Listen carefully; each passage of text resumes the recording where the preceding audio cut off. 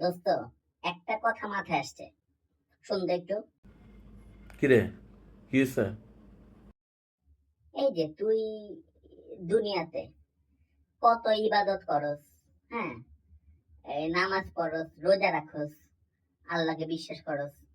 তুই যদি পরবর্তীতে দেখস, হ্যাঁ, পরকালে আল্লাহ বলতে কিছু নাই, তখন এই যে নামাজ রোজা এগুলা তোর বৃথা না? হুদাই পড়তেছ না তুই? এখন কষ্ট করে এই যে না খায় রোজা রাখতেছ, হ্যাঁ, তুই নামাজ পড়তেছ, সময় বাইর করে তুই নামাজ পড়তেছ, তোর যদি দেওয়া যে না, তাহলে তোর একটু বৃথা না এগুলা? তোর কি মনে হয়? শোন, আমার তেমন কোনো সমস্যা হবে না। হ্যাঁ, আমি আল্লাহকে মন প্রাণ দিয়ে বিশ্বাস করছি।